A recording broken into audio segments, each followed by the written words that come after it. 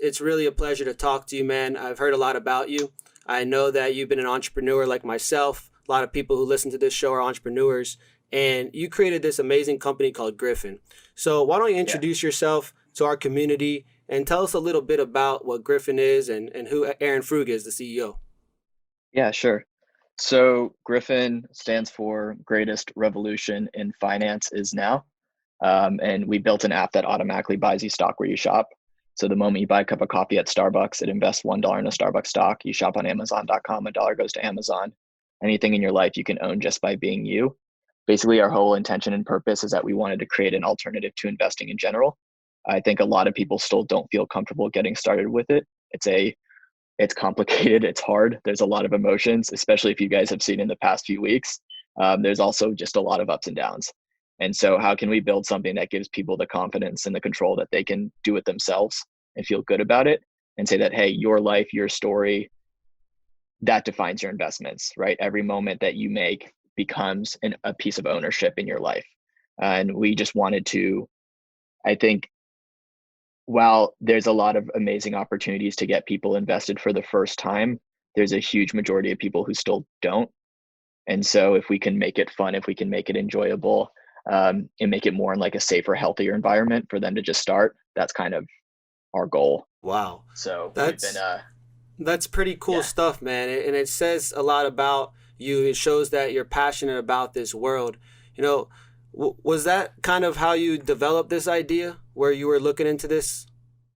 yeah. So I when I was in college, I actually had a wealth management internship at a pretty well known firm, and I'll never speak poorly about the firm, but I was actually sitting down with a financial advisor, and this woman walked in, and she was in her mid 30s, and she had this Manila envelope with a bunch of files, and she said, "Hey, I've been working my entire life. These are all the assets I've built up, but I've never invested."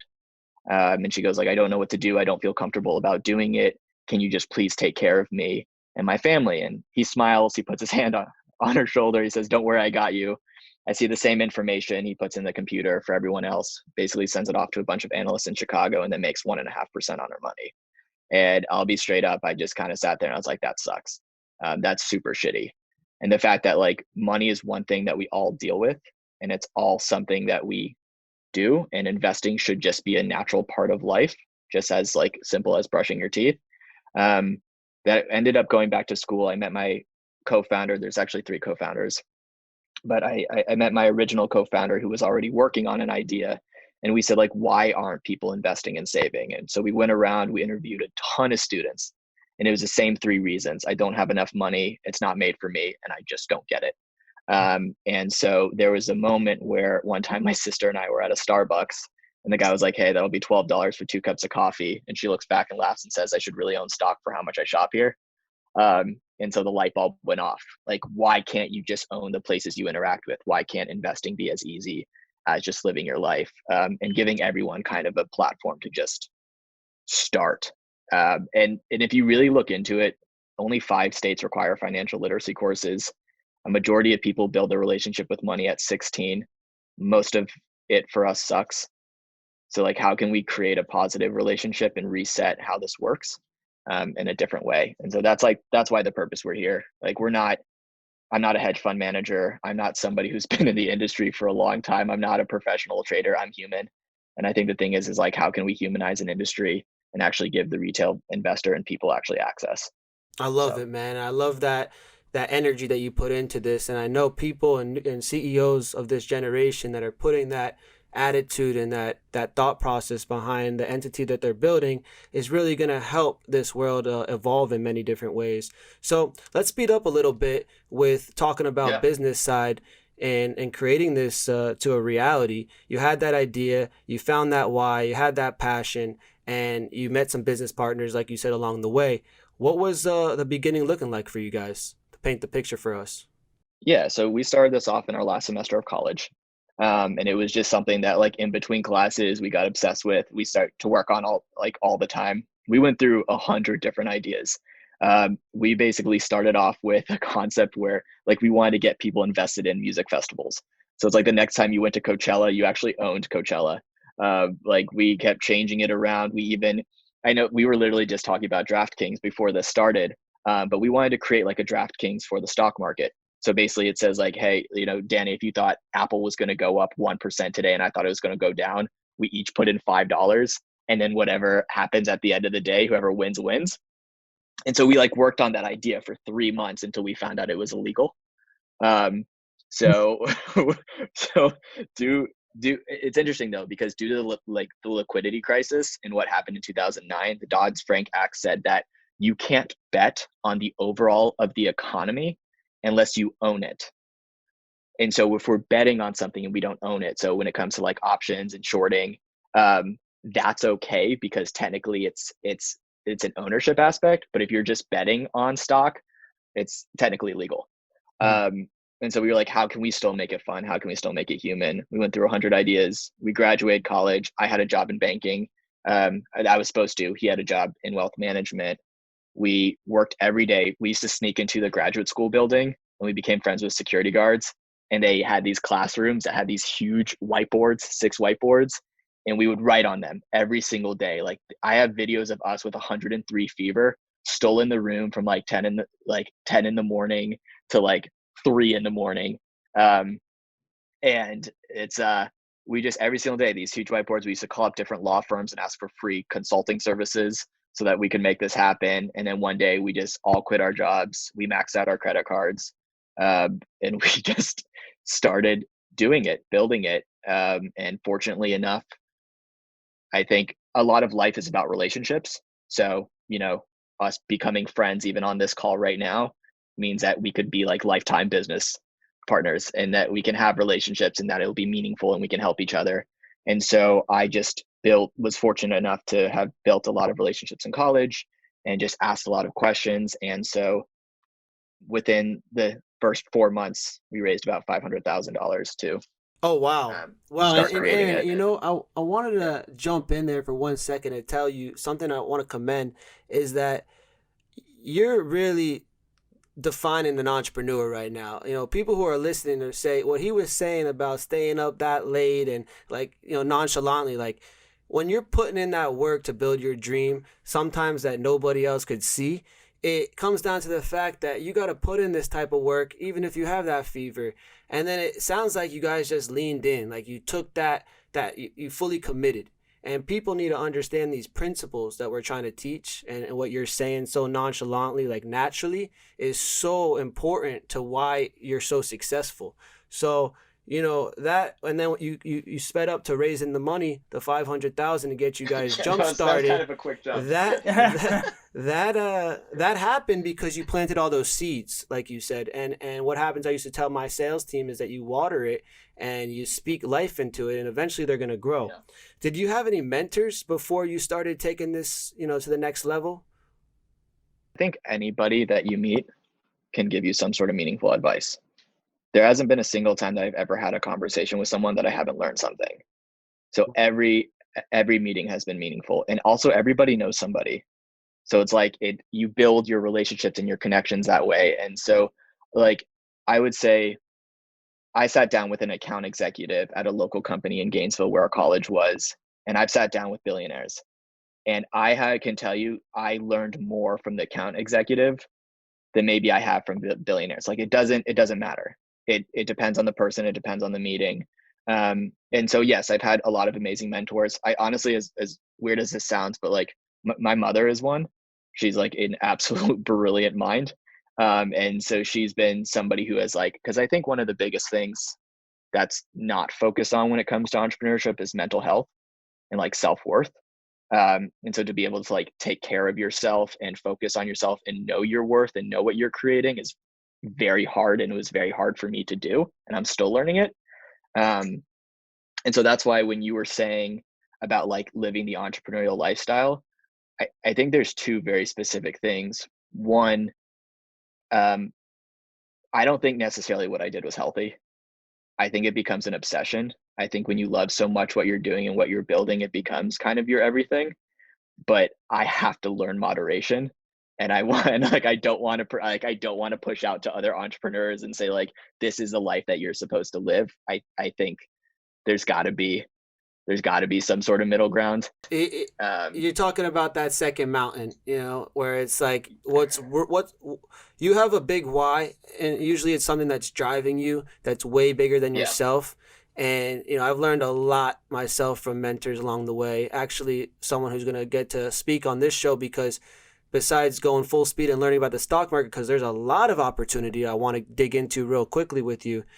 There's a Yeah. lot to talk about when it comes to the journey of mental health as an entrepreneur, just wanting to have success, whether you're a business Sure. owner or just working with companies that are trying to get to the next level. You have to know how to balance your life. Yeah, but And honestly, I don't mean to interrupt, Danny, but what is that balance?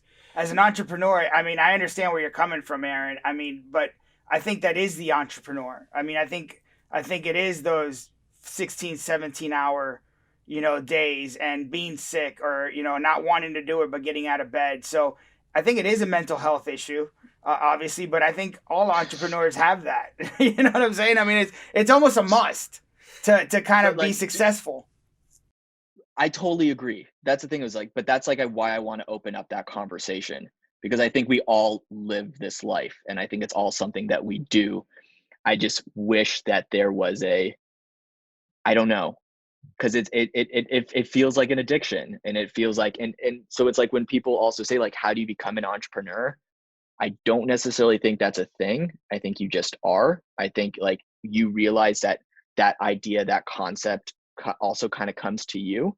the definition of, I feel like, of an entrepreneur is a problem solver, someone who looks at something and wants to solve the challenge. I always used Yeah. to change the word problem to challenge just to make it, realize that it's a positive. It's just got to find a way to get around it or over it.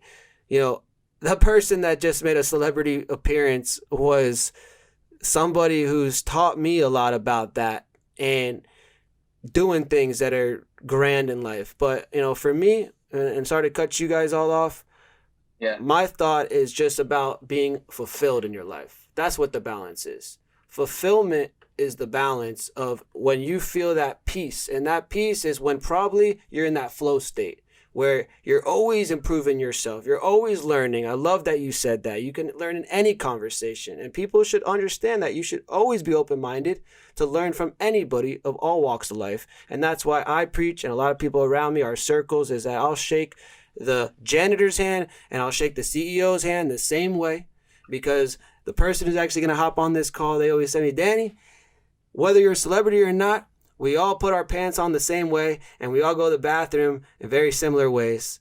And the point is, we're human is the metaphor with that. And that's where I want to turn the page with you right now and say, look, Yeah. we'll get into mindset, but I want to talk business with you, man. I got some people on this call that I believe have been experts in this field too, have made millions, or maybe not quote for them, but have made substantial amount of income in this market. We have the CEO on the phone who's built this amazing app, and I want to dig into how exactly it works and understand how you're running this organization. So this is where we're going to take the convo now, and I want to know, you raised that 500,000, you started this company, and now you're in business. How's it running now? What's going on in your company right now? And then I'm going to bring in a couple people to talk about this market, because it is crazy right now. I think you have to look at kind of entrepreneurship in two different lenses. You have to look at a startup, and then you have to look at somebody who's like building a business. Even though that kind of sounds weird, it's what we're doing and what we're creating is for growth potential, right? Like you look at the Robin Hoods of the world, their founders, the money that they're making, what they've been paid, you don't make a lot. But the idea the idea is that it's that you grow something that after 6 years, their business is probably a $20 billion company, because they've created something that can be so incredibly fast growing. And then the idea is that, one day you get acquired or one day that you IPO. And then there's also the other side of it where you build something that generates money and that you can like make of like, you buy something and then you sell it, or you build something and then you sell it. And so I think it's just different. So I just want to make sure that like when I'm talking about this, kind of the reality and the expectation of where we're at, I don't have a lot of money to my name, but the last check that we received in our company is valued at $25 million. right? So the difference is though, is that if you looked at my bank account, there's nothing in it.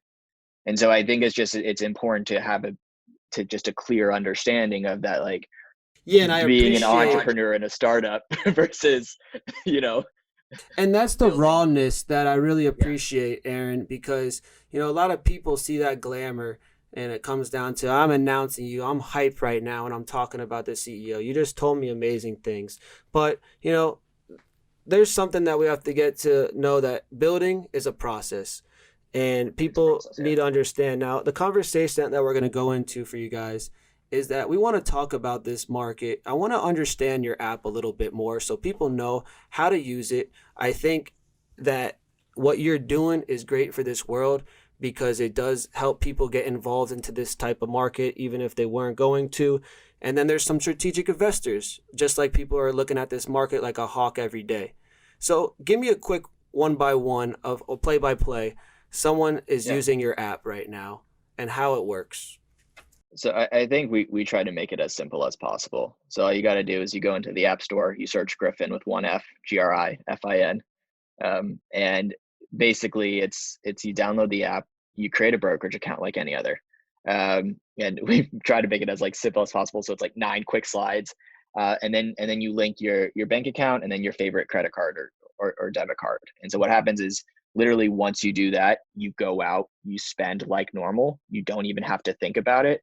And the next time that you shop somewhere that is a publicly traded company, our system recognizes that. It says, okay, this is something that's going to like can be invested in, and then it will invest you into it. So the way that the app works is, so for every one purchase, $1 is invested, and we pull the money out of your account once a week. So if you made 10 purchases in a week, you'll invest $10. And so Now let me the ask you idea, there, yeah. is there that's the minimum per se. Is there something where you can raise that bar and say, "Hey, I want to go a little bit more." Yeah, so we wanted to make an even playing field. We wanted everybody to feel like that they could start investing for the first time and to feel like that they are aligned with everyone else. We've already built out the ability to be able to change it. So if you want to go to like $5 per purchase, $10 per purchase, $100 per purchase, if you want to change it to a percentage, you can. We just intentionally haven't released that yet because we're so new to the market that we wanted everybody to feel they're on the same level playing field. And I've only used the app for a few months and I've already put away $1,000. And so I think if you think about like how much people are actually spending on a day to day, that money adds up very quickly. And it's crazy to think too, like I've already invested in 57 companies. So to think that like that's where I'm spending in my life and I'm not even paying attention to it, is a very cool feeling. So to take so I think the biggest thing that stops people from investing also is decisional paralysis. So when you're downloading an app and you're trying to decide what to buy from the first time, more people do research on buying a new car than they do on stocks. Stocks is either emotional or it's friend referral. If you go on TikTok and you see that everybody's saying, hey, you should put your money into this newest SPAC, then you go online, you put your money into it, and that's your decision.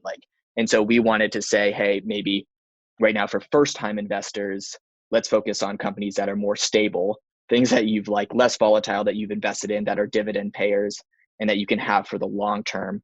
Because we're not saying that like all of your money should be here. We just think that we're the best place to start. Is it customizable to the purchases? So for example, you purchase something at Starbucks, now it invests into Starbucks. Could you be able to control where you want to the investments to go per se, or is it just based on it being a publicly traded company? So you can turn off companies. Like if you're like, oh, I hate Exxon and I'm going to go get gas there and all I want to invest in is electric vehicles, or like, because that's where I believe that the industry is going, you can turn it off. And so we wanted to make it like customizable and like have those kind of guardrails for users. But basically the entire basis of it is that you can only own the stock if you are a customer first. So we're trying to get rid of the word shareholder. We're trying to get rid of the word customer, and we're to turn everybody into an owner. And so it's a limited universe that's literally only based around your life. And that's the purpose of it. But what happens though is like when you add up your cash fund from when you make purchases at private locations, you can use that money to add more into the companies you've unlocked. So if I want to throw like 10 more bucks into Amazon, I can.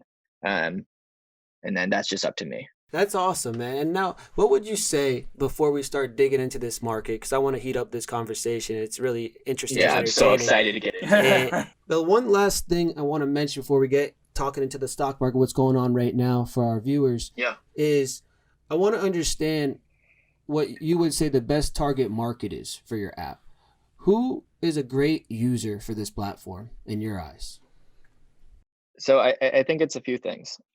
So I have my own Vanguard account. I trade on Vanguard. I have my own Roth. I put away money for retirement. I invest in ETFs, but I also love using our app.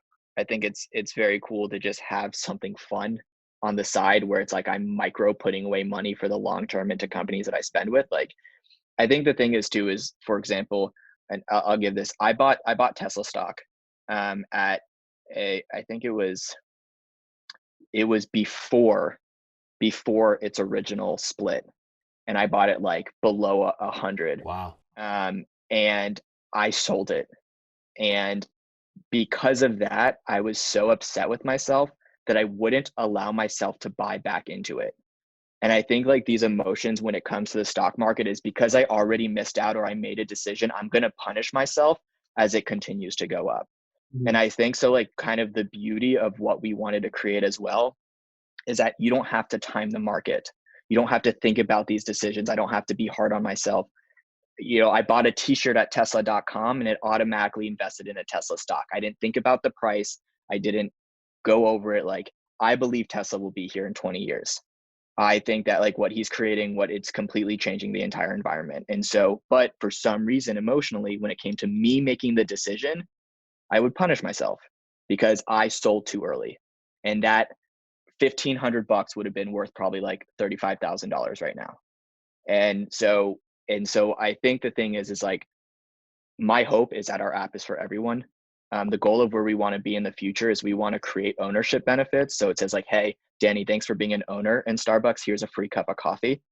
And so we actually want to build real loyalty and create like liquid dividends.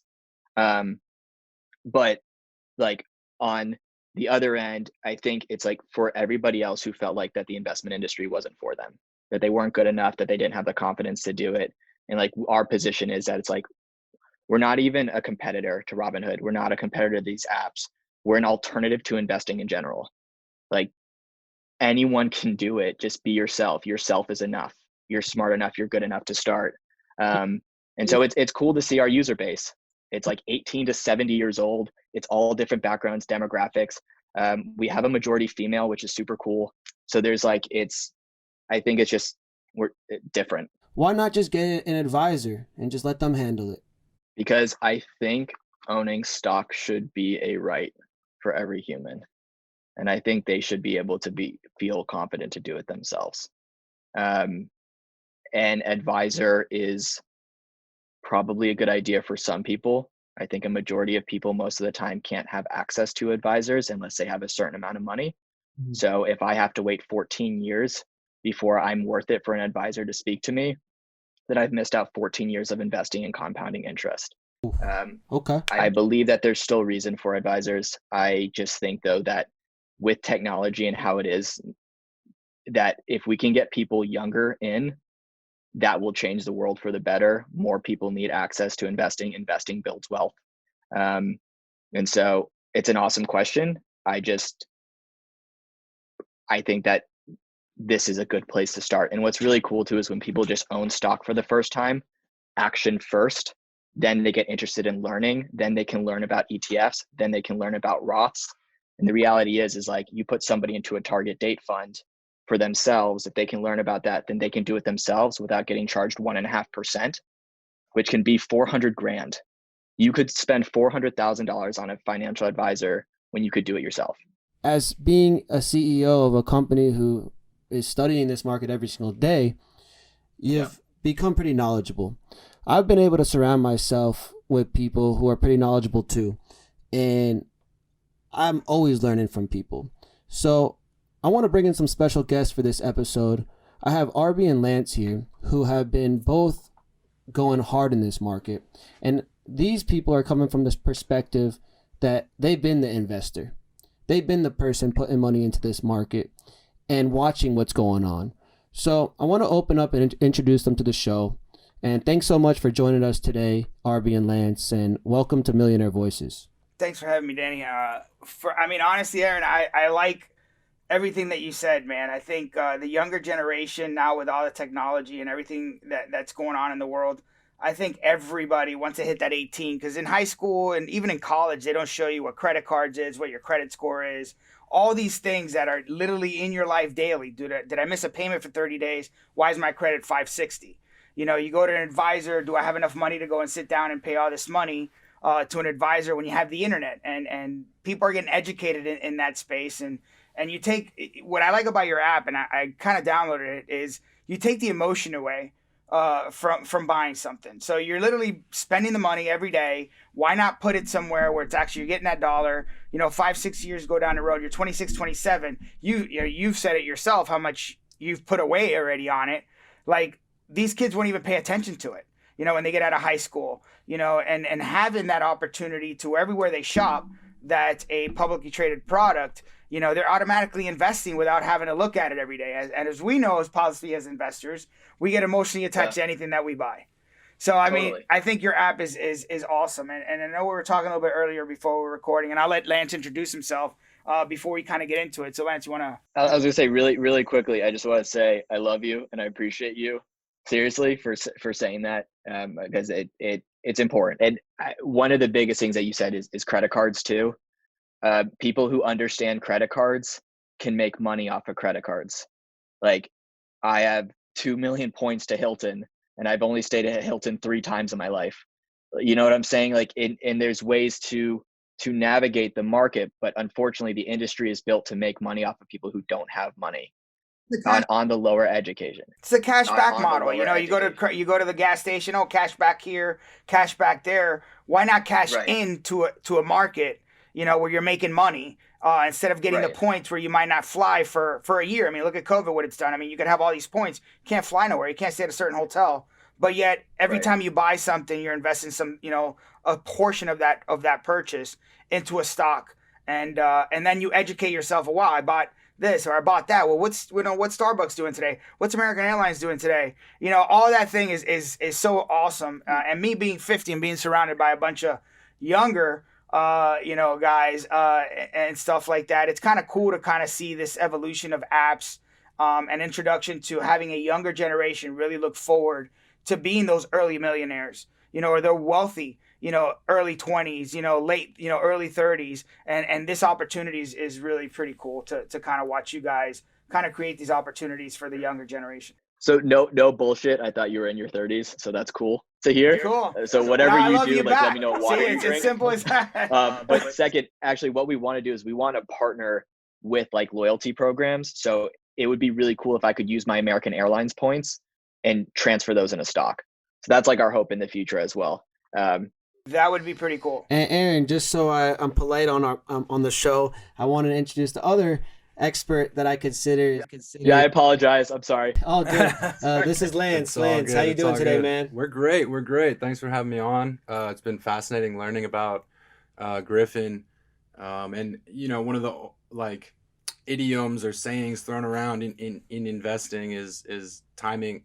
Time in the market beats timing the market, right? So this is an easy way to do that and build that up with a lower amount too. That doesn't have to be serious or gut wrenching, like you said, because it does get emotional. I've written, portfolios from $80,000 to $12,000 over a month or two, and you're like, holy, that wasn't fun. It doesn't feel good, right? And so for someone who, especially, you just want something in your back pocket for a rainy day, a little bit of extra. It almost is like a rewards back program, except, of course it comes out of your own pocket, but at the same time, it's there, now it's yours. And you don't even have to think about it. So I think it's a really cool idea. And I'm also a UF alum, so congrats to you guys. Hell with the Gators.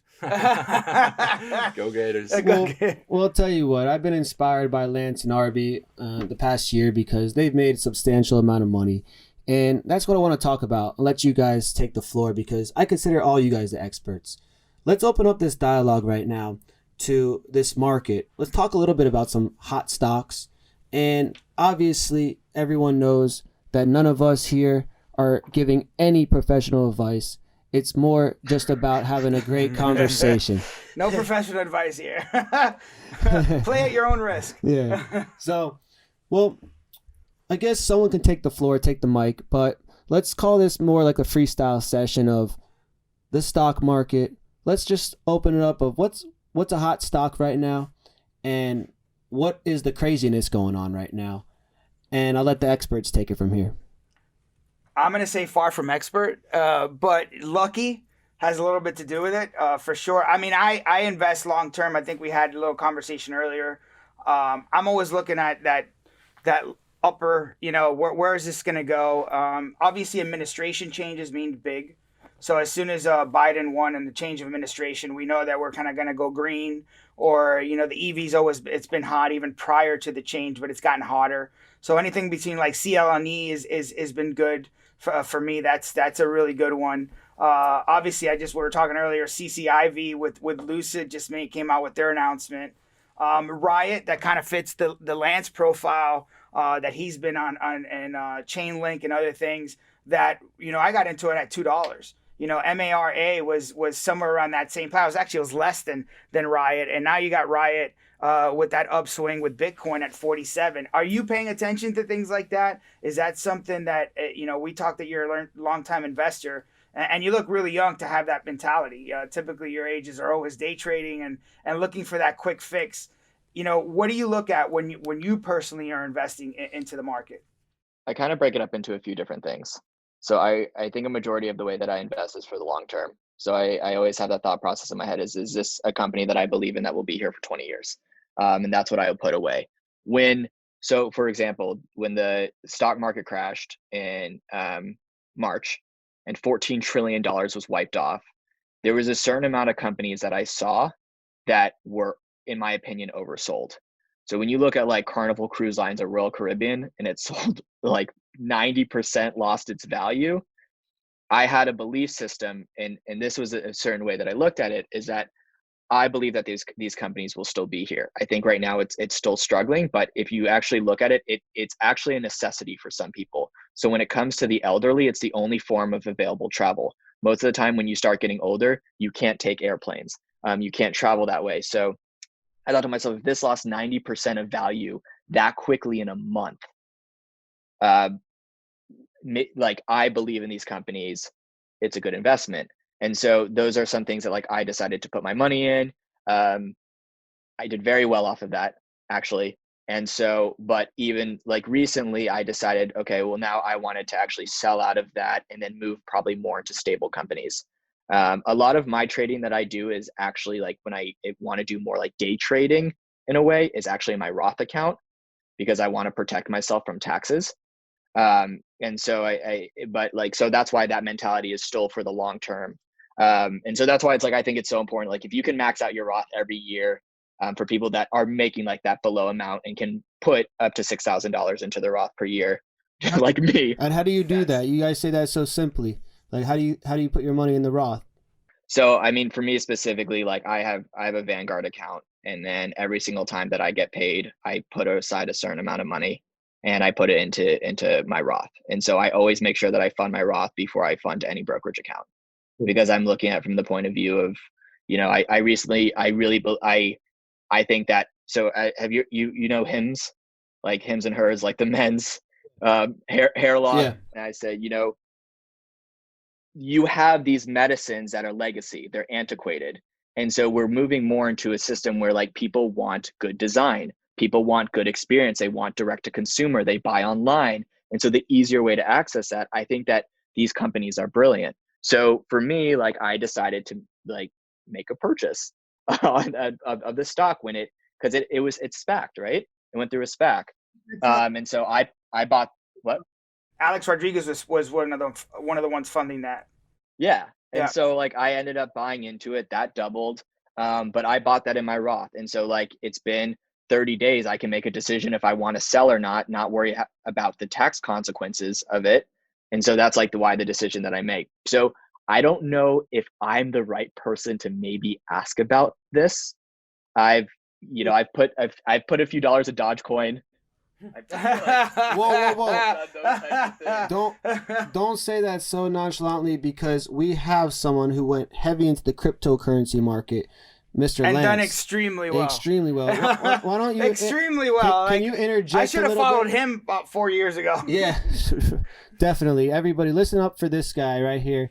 Cool. Yeah. No, I mean, I think touching on traditional stocks in that world, I think there's certain ones that your typical blue chips that I think everyone's, feels safe in. Of course, you have certain people calling out bubbles like Michael Burry from The Big Short, talking about Tesla and things like that. Who knows how long this market can sustain some of the growth we've been seeing in small caps and micro caps. I mean, you're seeing 4 times, 5 times occurring pretty quickly in some of these situations. So typically that happens in the run up to a blow off top, and then we'll see what happens from there. But at the same time, with the macro background, everything going on geopolitically across the globe, money printing, stimulus checks, indicators are going back and forth, right? So it's kind of an interesting time. I'm a fan, if I'm in the traditional markets right now, probably being in more stable REITs and things that are going to produce a yield for me that I can protect some cash for the inevitable drop that may come. It's been a while since we had a correction in March, but it came back really quickly in certain areas. But then, beyond that, I mean, crypto as well. I delved pretty heavy into that. And, it's just like you guys were talking about earlier. And it was a parallel that while we were building Green Roads, I used to work with RB and Danny here in the CBD space, in the hemp space. You dedicate 9, 10, 12, 14 hours a day to one thing. But then if you're passionate about something else too, you're going to put your free time into that. And that's where, sometimes it doesn't even feel like work. It just feels like what you're interested in and what you're learning. And so I dove into crypto 2016. I was couch surfing in California. My buddy dropped out of law school, had a full free ride scholarship to San Diego Law. And while I was couch surfing with him, he's printing out textbooks from his home printer about Bitcoin and Ethereum and smart contracts. And so I started paying attention and getting involved in the market, and really just took off from there. And I'd leave work at 7, 8 p.m., 6 p.m., sometimes early, go to the gym, get home and be up researching and doing things in crypto until 2 a.m., 3 a.m., 4 a.m. And last night I was up till 5. So that's just... And that's a crazy market because it's 24 hours, 7 days a week. Yeah. That's talk about it being a little nutty in reference to that. But I mean, Lance, I think, is a little modest. He's been in it 2016, 17. I missed Chainlink when it was 75 cents or something crazy. My lowest buy is 13. 13 cents, and today it's at $27, $28. So I'm kind of kicking myself because I was building the business and help build the business what we were doing. So I was like, I don't know about this. I'm gonna leave it alone, which I'll probably never do again, just because like for me, I got into investing a little late, So now I'm somewhat conservative, but I'm a risk conservative. So I like analyzing everything, and I'm willing to bet on what my risks are because I've already done what I feel is going to move forward. So like the clean energy, the EV, things that are future based, space, SPCE, like I think you're in it. And I think that's the future. So whether you want to hold on a year or 5 years from now, I'm going to bet that we're going to be somewhere in Mars in about 5 to 10 years. We're going to hit the moon. We got private sectors getting into rocket. And I think, like Astra, that just came out on a SPAC, and that's gone in the direction that it's going. So I think it's extremely important. But I think you raise a key point in reference to like how does the younger generation learn about investing? And I think your guys' app is extremely important because they're going to be paying attention to everywhere they buy. And I think that is the future of investing. Robinhood has shown it.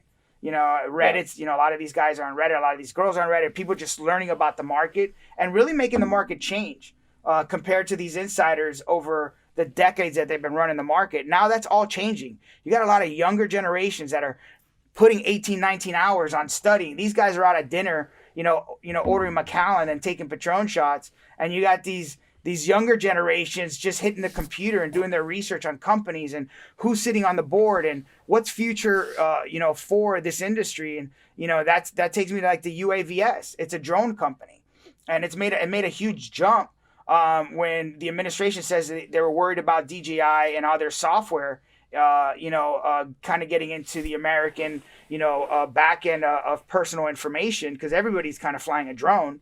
So they kind of came down with that. And I mean, it went from $1.30 and it's hanging around $15 today.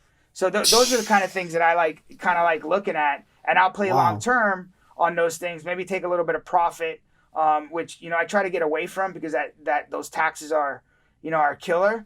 So, and people don't know that either. So that's kind of where I go back. Right. Like short-term capital gains versus long-term. Yeah. I mean, you're going to pay it, if you want to get in and out, you better put that money aside every time, even if you make fee. 10 grand or 1,000 or $500, you better put that tax aside, not go order it at dinner. Just to jump in and ask you guys to understand, what is the short-term and long-term capital gain tax? Well, that could change now with this I'm administration. sorry. This could be a painful what type of approximation could I assume? Short term is typically going to be taxed similar to your income. Okay. Like ordinary tax, yeah. Yeah, and then depending on, and there's levels to that. If you're in a higher bracket, and we are on a show called Millionaire Voices, you're looking at 40%, right? For short term. For short term gains, right? Painful. So it hurts. It can hurt for sure. And then long term, depending on your gross as well as how much,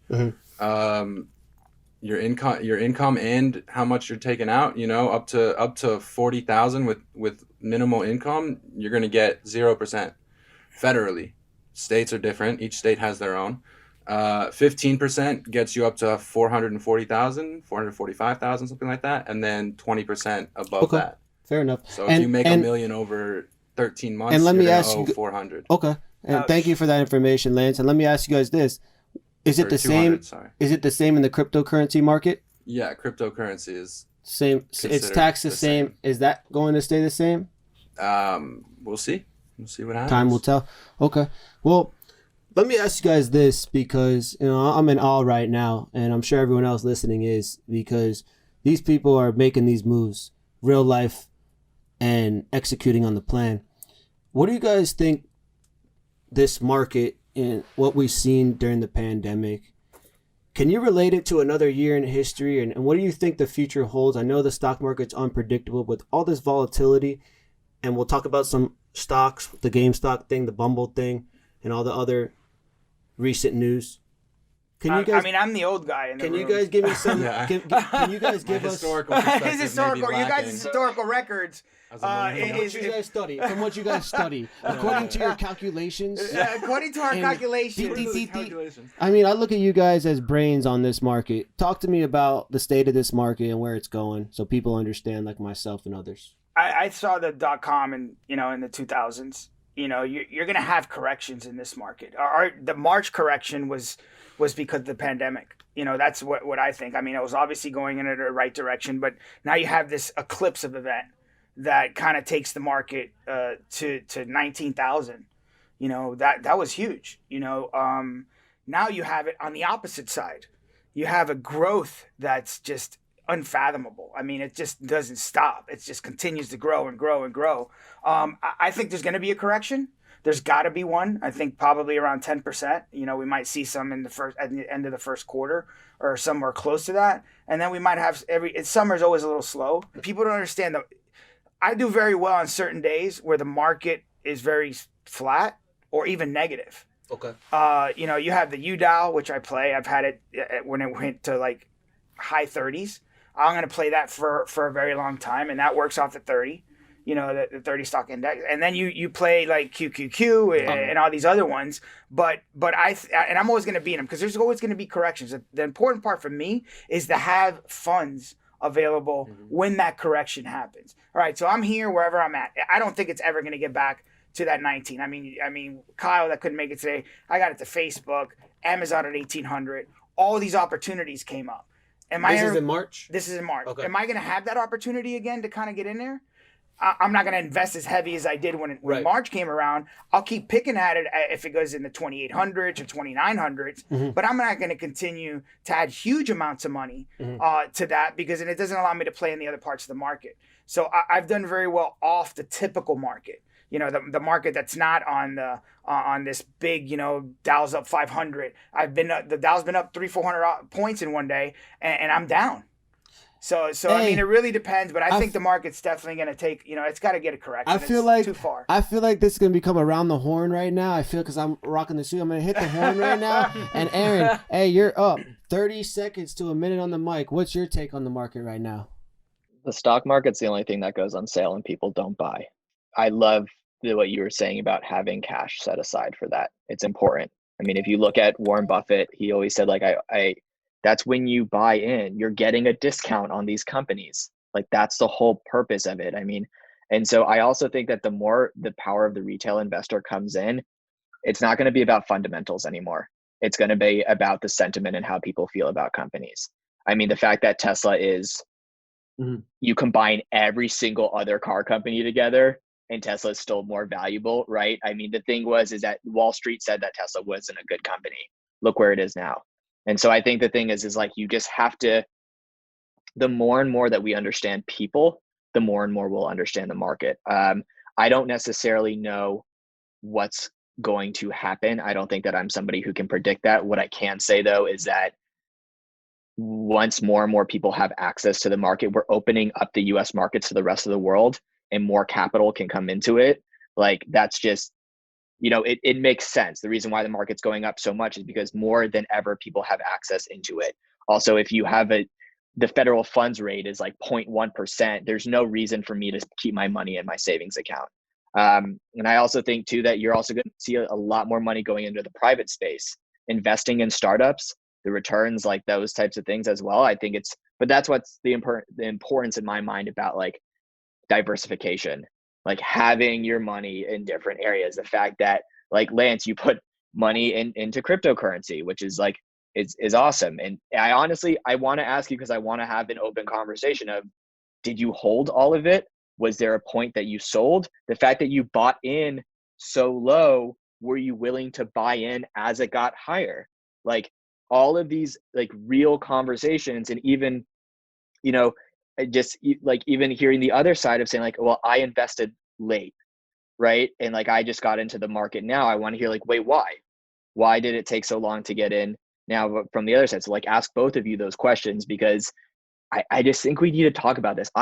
When I bought Dogecoin 4 years ago, like I don't remember what it was. I was still in college at like 0.0002 and I sold it.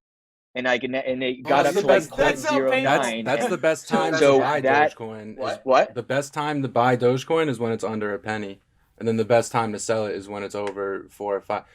Why? Well, I'll get into, but one of the things I look at when I'm investing too, and especially trading, is memeability, right? I mean, we talk about information and access and how many more people are coming in, how much more money's coming in. But also, how much quicker is information reaching these people, right? And how is that information reaching these people? What are memes but an advanced form of a hieroglyphic, if you will, right? It's a picture, an image that passes information from one person to another without necessarily even having to do a whole lot of research or get deep into it, right? It's very surface level, but it passes info from one to the next. So when you look at things like that and you see how Elon himself has become somewhat of a meme personality, you look at something like GameStop, that you've got these guys with these ridiculous screen names, the David versus Goliath story of Wall Street versus the little guys, the evolution of everyone being laid off this year to then sticking it to the hedge funds that have been kind of toasting it up all year long during the coronavirus, while everyone else is kind of stuck at home and dealing with economic woes. You know, but then of course there is a level, like you said too, of being late to the party, and then you don't want to be the one who buys GameStop at $350 and now it's at $60 and you just lost a lot of money. Yeah, but I think that's a different bet though. Yeah. I mean, that's a short term. That's a completely thing. different bet. But you got me into some of the things that I'm doing now. I'm not in Bitcoin. Right. Me neither for disclaimers purposes. I'm not in Bitcoin, but I am on Chainlink, and actually Lance, I think it was 4 months ago, he kind of came to the house and kind of got me into it, and I think it was like at $14 at that point, and it went down to $8. But trusting what he's been able to do in that space, I didn't even look at the money. It was just like, all right, it's there.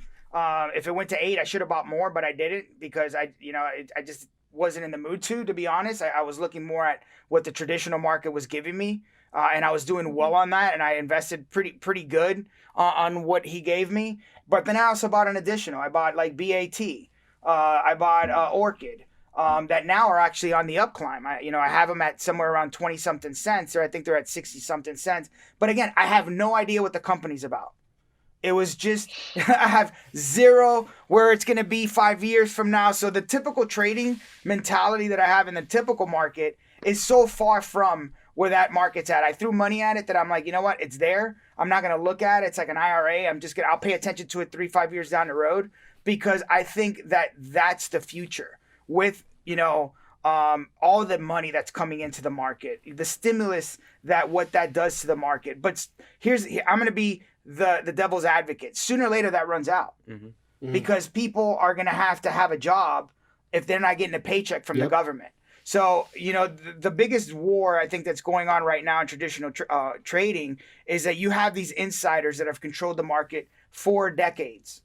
And it's going to be a tug of war between the typical investor, myself, or our conversation, to the people that go to dinner and control and manipulate the markets on an option high, option low, your puts, your calls. We are still getting educated on that side. So, I know a lot of people, Tesla and Apple are the highest shorted stocks in the market. How does that make any damn sense? So those, when something like that is possible, is that these guys have the inside and they're manipulating the market. So I think that's where they took a big punch to the gut when the GameStops happened and the AMCs happened, because the fact is they didn't know how the market was going to react when you have 140% short sale. Everybody's going short, and then you have this high influx of people saying, you know what, we're going to take you guys out, and then it costs these idiots, from these companies, because that's what I feel that they are. When they come out and say that the little guy shouldn't be meddling in these rich guys, rooms, and I think that's BS. And I think that's what the war is going to continue, because a lot of these people that got into those stocks have a shitload of money now, and they're really smart. Hopefully. And I think so, because they're just listen, your generation is next level smart. No, I've seen what I'm saying? It's not this typical book shit where people are kind of looking at books and the market should go here and these are the fundamentals. And, I sit with my advisor. I sat down with him 2 days ago that actually Danny knows. And he's telling me, well, this is, you're living in a fantasy world. I'm up 174%, on the shares that I've gotten into. And I'm like, why am I living in a fantasy world? Who says I can't continue that or maybe double that? Because of the fact of learning and being in these, in Reddit and all these other places and looking at a stock and kind of finding out what that's about. And then the SPAC market's out of control. So I just get excited talking about all that stuff, to be honest. In a weird way, the reason why I like the SPAC market is because while it still has its problems, it is giving people more of an opportunity to get in on IPOs at IPO prices. It bothers me to see that a very specific amount of people were able to buy Airbnb at $65, and then the day it starts trading, it's at $140. Like, that's ridiculous. So you have a very small sub. Bumble supposed to come out. Bumble, that the app was supposed to come out at I think $39. It opened at $77. Like, who can a typical trader, you can't do that. So I think you make a great point in reference to the SPAC. They linger anywhere between $10 to $12. And even the SPACs have picked up, what's going on. So now they come out at $15 to $25. There correct. So the thing is, though, is I think crazy. One of the major differentiators, though, in a SPAC is that there are problems with it. There's issues, but on the other end, you have companies that are now IPOing at lower valuations. The fact that Airbnb IPOs at $100 billion valuation, because the fact is that there's so much private money now that companies can stay private longer, it takes away potential gains from the everyday investor. And so at least SPACs, they're more in like the $1 billion market like cap range. And so at least there's growth opportunity. I'm sure some of them, they're definitely some are like overvalued and things like that, but going from, $1 billion in valuation to $1.5 billion versus going from a $40 billion company to a $100 billion company, because that's just how it is and even what you were saying too is I'm really bullish on future generations. I'm a millennial and I think Gen Z is smarter than me. Like 100%. I think the more access that we have, the more open we are to communication. Social media has its problems, but it also the speed that we get information, the fact that like TikTok is creating an opportunity for real people to communicate with each other, and that we're not just like highlighting famous people now, like anybody can be somebody. It's cool. It's cool to see the change. And I think we're just going to get smarter and smarter, and people get pissed off when younger people are smarter, but they just are. Dude, like, start playing in that cat litter box. They don't like it. I've used an analogy before, kind of like it kind of used to be it's the whale's game, right? Especially in finance, you refer to the biggest dogs in the pool as the whale, right? And then you're a much smaller fish, and it's usually their game. They're manipulating everything. They cause the biggest waves, and then you're kind of just along for the ride. But now, like you were just saying, with the speed of information, it's also the accessibility with these apps and whatnot to get in and out, and these different opportunities that are presenting themselves. I look at crypto almost as like an early version of, or more a decentralized version of VC angel investing, right? You can find a new project that's about to launch and get in when its market cap is 500,000, right? And then you can literally ride that all the way to 25 billion market cap and make the 1,000-time gainer on it. That typically is reserved for a Gary V or a Chamath or someone like that in that stature that's in that background and has those connections. And again, with this information and things going viral, and it really is about, now it's not necessarily the biggest fish in the game, it's the quickest fish in the water. Who can process that information, parse it, find good opportunities, and get in first, and then get out. Obviously, if you make some money, take some chips off the table, secure your bag, and then let the rest of it ride. And then, so it's like, if you've doubled or tripled your money, take your initial bag out. Now you've got twice that amount still riding, and if it grows, it grows. If it takes a hit, you can weather that because you've already taken your initial out. Yep. You're not going to lose money because you've taken your initial out. And then you can even use that initial if you want to pursue other opportunities. And I definitely see it as a building block long-term game. You're going to have a few opportunities every couple of years that can really multiply and really put you in a better position to then help those around you and build something that's going to really affect your community or the world. But like Arby was saying, like you were saying earlier, you have to have that ammo in your war chest. Yeah. You can't be fully out there and then not have anything when there's blood in the streets to kind of help clean up. Blood in the street by real estate. So you guys, man, I just want to thank every single buddy on this podcast to what information you gave. It was so knowledgeable, and we're gonna wrap up soon. And Aaron, I want to ask you a couple concluding questions, but I want to finish and properly introduce you all, and then properly say goodbye. And let's give us a stock pick. Go around the table real quick before I ask you some final questions, man. We'll start with Lance. Lance, give the fans a pick, man. What do you think's next? What's going on? Stock, crypto, what do you want? Whatever you want. To talk about whatever you want for the people. Long-term crypto, go with Chainlink. And then stocks, I'm going to say pick up some Palantir. People don't talk about Palantir because no one knows what they do, but I do, and you should own them. All right, cool. Why'd you have to say that? That one hurts. That SPAC hurt. That hurt. For me, obviously, I'm gonna take a future ZNTE. It's a drone SPAC, aerial SPAC. But definitely don't sleep on CCIV. I think that Evie across the board, I think they're all pretty impressive and hot. So Okay. And Aaron, what's up with you, I man? was just gonna say, this is probably one of the most fun I've had on a podcast. I feel like we could have talked for hours. I learned things, and like that's cool.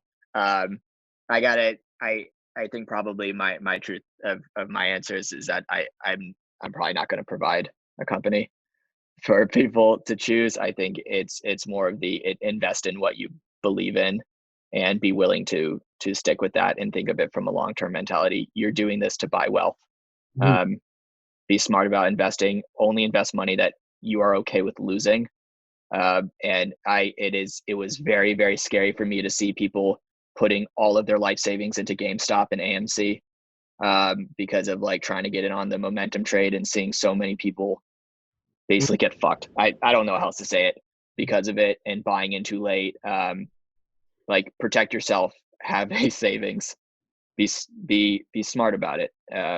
Like everyone listening on this is smart, and just I don't want to see people getting hurt. So I think that's unfortunately the position I have to take, but that is my position on the question. But I love you, Danny. Spirit of the app too. Yeah, It's yeah. like you are what You you're are, so that's yeah. perfect. That is That actually fitting. defines it. And Aaron, what do you want out of all this business success that you're striving for? What's that ultimate place that you're going for it with Grifin and your vision as a CEO? I think it's a few things. If you want to get real for a second, I probably have to. I feel like I still have a lot to prove for myself. A lot of my self-worth I always defined off of how other people viewed me, and so I'm trying to work on that now. I'm trying to figure out how to like love myself, how to like myself. And so I think that a lot of the times when we create things, we try to bring value. So I'm hoping that like what we're creating will make a difference, will bring value to other people. It would be nice to have financial security to come out of that and to feel that like I have the confidence to take care of my family one day. I think it would be very cool. Also, so many startups are creating like incredible change. So if like when Grifin IPOs and I have money, I want to invest in startups. I want to put that money towards people building things that are changing the world. So I don't know. I think that's just kind of my high level answer is continue building something, loving myself in the process, and just learning. I'm so fortunate that like I get to have a conversation with 3 amazing people right now who have done all incredibly cool things, and now I can consider you all my friends, right? And so now we can build a relationship, and I think that's life. So every person's valuable. I don't look at people as transactions, and so it's cool to be here. And let me That's my let hope. me let me check you back, man to man. I love that CEO mentality. But when Yeah. you say one of the let's get real, why do you think you got to prove something? What's that thing in you that's saying, "Hey, I got something to prove"? It's a really good question. I think a majority of the time in our lives we spend on other people and we don't look inwards. And so it's always focused on outwards. And most of the things that we're taught in life are actually counterintuitive to how I believe it should be. The entire concept of like, if you actually think about how the body works, the only way to build muscle is to break it down first. So like my lowest moments in life have always been followed by my highest highs. I think I'm just trying to prove something because it's probably something from my childhood. And I think a lot of us need to be taught like self-worth and self-love and healthier habits. But I think so much of the world is outward focused, but how are you supposed to take care of others if you can't take care of yourself? Look, So- and Arby's told me that before, and he's been a huge mentor of mine when I asked you about that mentor question. And I'll tell you, man, look, I've invested, and I'll be candid, over 6 figures in myself for my growth, and I've been around mentors, and sometimes people question, why would I spend that money on them? But I've been some around, great people such like Jim Fannin, Ryan Blair, and stuff, and I've invested into finding that balance as an entrepreneur mentality, the spirituality of yourself to realize the bigger why. And they give you a lot of tips and principles that they learn, a lot of wisdom, and Arby's taught me. And a lot of things, obviously, you learn through your own experience. But the point is the wisdom to know how to move through life like chess, because you have to know how to handle it, and knowing that it's not perfect, and you have to know how to be stronger. And like you said, you break down the muscle, you break down the mind of knowing how it feels to feel weak, so you know to be strong. You get right first, so that you could go help others. And people tell you that, but when you find out how to get right and do it, a whole nother person comes out of you, the best version, and you get what you want. You become a manifester. And I manifested many things. I wanted millions of dollars in sales. We got millions of dollars in sales. So, I want to just conclude with asking you, I know you're going to the top. You asked me when you saw this Earth behind me, you going to space. I said, yeah, man, we're going to the moon. We're going to the top. You have that drive, and we appreciate that. All of us do. I know that. I can speak on behalf of the people I already know because I've worked with them for many years. We built that love, loyalty, trust, respect. And where do you see Grifin? Where do you see that vision? Do you see more investors? Talk to us for anyone who might want to get involved on that level. And then where do you see this? How big do you see this? Is this the Apple of the trading? How big are we going? And let's conclude it with that. And great speaking, brother. I appreciate that. I think there's a very big difference between Disney World and Six Flags. And I think we could all agree upon that. Apple is Apple for a reason. Tesla is Tesla for a reason. I don't believe that there is a finance company out there that has truly built a brand dedicated and surrounded by people. We want to be that brand. I truly believe that Grifin will redefine how the investment industry works, how finances work. Everything that you deal with money, everything that you deal with brands, the hope is that that's all in who we are. And I know it's going to happen. And we're going to make it happen because our focus is community, our focus is brand, our focus is giving a shit about our customers and try to change it. And so, yeah, I think we're going to, what do I think is success? I want Grifin to be a household name, Kleenex, whatever it is, with Grifin is a noun, Grifin is a verb, Grifin, it's an adjective, it's a mindset. And so that's what we're working towards. I think that there's so much amazing things that we can do with it. We bring good people in like you into this.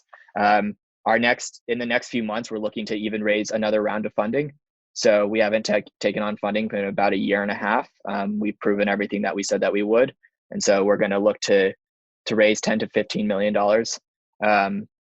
And then, so and we want to do crowdfunding too. So we want people to be able to invest in it, just so I think that would be super cool. That's awesome. Do you mind if I say one more thing? So take the floor, man. I also want to promote moderation. I want to show that yes, I have the iPhone 12 Pro Max. I wear jewelry. I like nice shoes. I like nice things. And I think one of the biggest things is I always either see online, you need to save absolutely everything and don't live your life until you get to and store it all away. But I think life really is about moderation. Enjoy the things that you do, live your life, enjoy it, feel safe, but also take care of yourself while you're doing it. Being vulnerable is such a part of growth, and I've learned that I've been in the same place, man. The same place of realizing you gotta face things and grow up at certain places and kind of man up.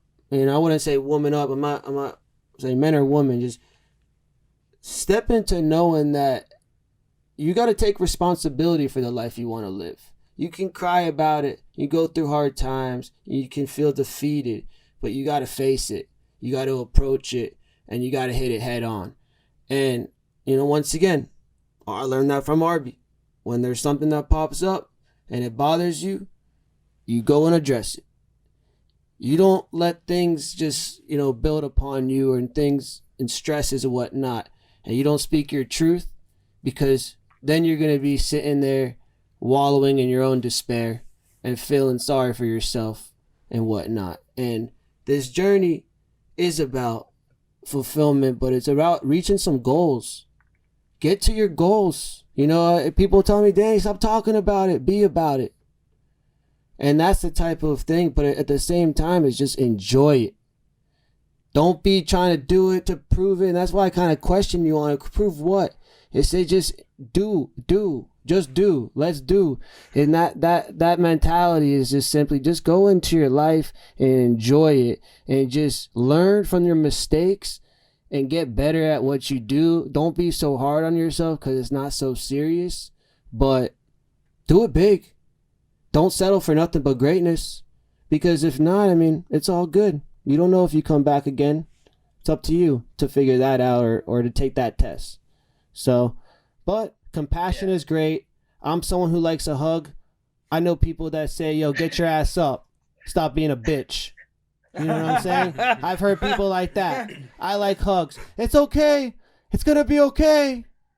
I like that. But I don't know where I'm going with that. But I'm pretty much showing you, hey, I've been through hard times. And it's okay to say. When I say hard, it's just wallowing in your own mind and not just being yourself and being happy. And that's most important, as much millions of dollars as we're all making and stuff like that.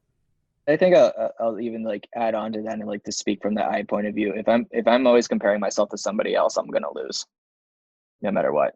Like, I mean, if I wanted to be the best TikToker out there, that means I got to get 108 million followers so I can pass Charlie D'Amelio, a 17-year-old like who created a life for herself by creating content on TikTok. And I think the thing is that I have to learn that like each one of us, like we all create value. Each one of us can help each other out. Each one of us can like create good, positive change in the world. And that we just have to stop comparing ourselves to others. We just have to like, I don't know. I think it's each one of us has our own value. That's why we're individuals. Like the fact that it's 1 in a 4 trillion chance to even become a human. Dude, like that's crazy, right?